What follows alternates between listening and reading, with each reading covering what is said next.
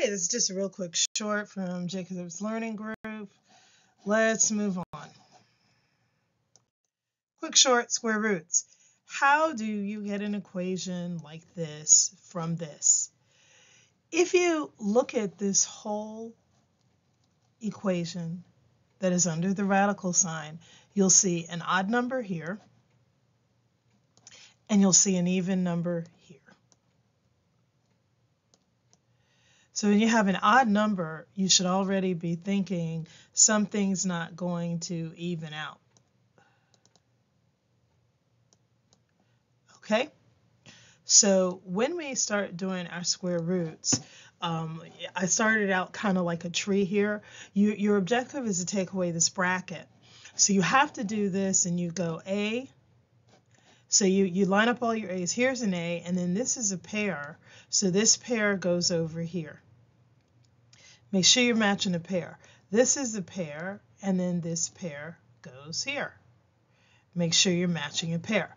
This is left by itself, this A, so you leave it alone. Now, because you're leaving it alone, you leave it under the bracket, and if you take it out, you have to remember it's going to go back under the bracket. So this is a pair, and they go, and this goes here.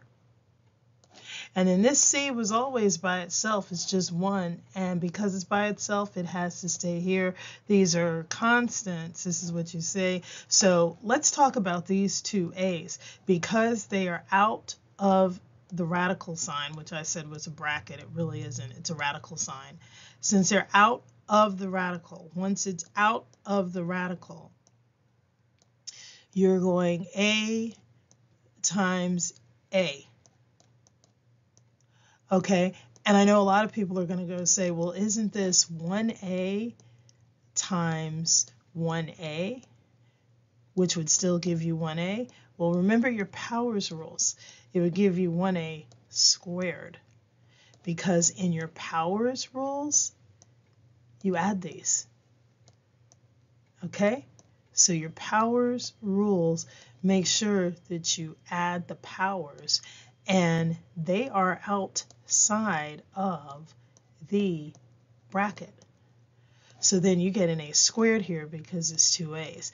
This is a B by itself, it gets left alone. So your answer is A squared, B, or you can say A to the second power,